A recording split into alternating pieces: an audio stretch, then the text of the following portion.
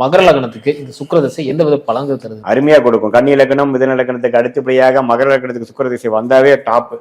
அது எந்த வீட்டுல இருந்தாலும் அதோட ராஜயோகாதிபதி வேலையை கண்டிப்பா கொடுத்தே தீரும். அதுவும் குறிப்பா லக்னத்திலேயே இருந்துட்டா பயங்கரமான ஒரு அமைப்பு. விஜய் சேதுபதியோட ஜாதகம் மாற லக்னத்திலேயே சுக்கிரன் வர்க்கோதம் பெற்றிருக்கிறார்.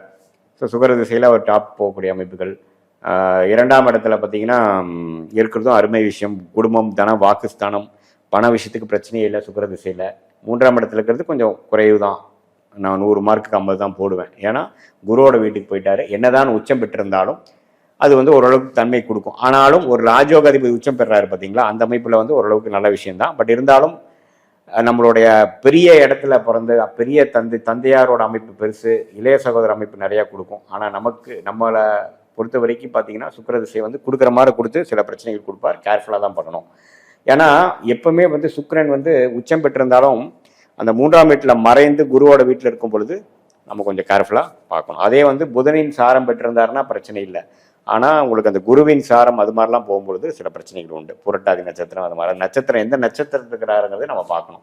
4ஆம் இடத்துல இருக்கிறது டாப்பு. 10ஆம் வீட்டை பார்க்குறார். தொழில் அமைப்புகள், வீடு, வண்டி, வாகனம் எல்லாத்துக்கும் அருமையான விஷயம். 5ஆம் இடத்துல இருந்தால் மோஸ்ட் ஆஃப் த டைம் காதல் திருமணம் நடக்குது. குழந்தைகள், அருமையான குழந்தைகள் அது மாதிரி கிடைக்குது. 6ஆம் இடத்துல இருந்தாலும் கடன் மூலமாக ஜெயிக்கிறது, வெளிநாடு இம்போர்ட் எக்ஸ்போர்ட் அது மாதிரி விஷயங்கள் நல்லா கொடுக்கும். 6ஆம் இடத்துலேருந்து 12ஆம் வீட்டை பார்க்குறார். 7ஆம் இடத்துல இருக்கிறதும் நல்லது. 7ஆம் இடத்துல இருக்கிறதும் பார்த்தீங்கன்னா மகர லக்னத்துக்கு அருமையான விஷயங்கள்.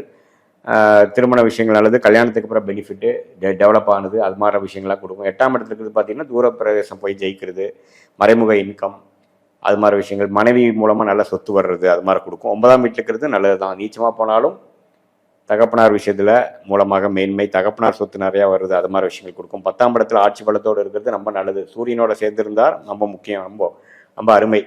ஏன்னா தொழில் அமைப்புகளுக்கு நல்ல விஷயங்கள். சுக்கிரன் வீட்டில் இருக்கக்கூடிய கிரகமே நல்லது வேலை செய்யும். சுக்கிரன் வீட்டில் இருக்கும் பொழுது என்னதான் கலத்திர தோஷம் ஏதாவது கேந்திராதிபதி தோஷம் கொடுத்தாலும் நல்ல அமைப்புகள் தான் கொடுக்கும். 11ஆம் இடத்துல சுக்கிரன் இருக்கிறதும் அருமையான விஷயம். நல்ல இளைய மூத்த சகோதரர்களுக்கு நல்ல ஒரு அமைப்பு கொடுக்கும். அது 5ஆம் வீட்டையே பார்க்கறதுனால காதல் விஷயங்கள், பெண்கள் விஷயங்கள், குழந்தைகள் விஷயத்துல நல்ல ஒரு பிராப்தம் கிடைக்கும். வண்டி, வாகனம், வசதி வாய்ப்புகள் குறைவு இருக்காது. 12ஆம் இடத்துல இருக்கிறது பார்த்தீங்கன்னா தூர பிரதேசமெல்லாம் போய் ஜெயிக்கக்கூடிய அமைப்புகள்.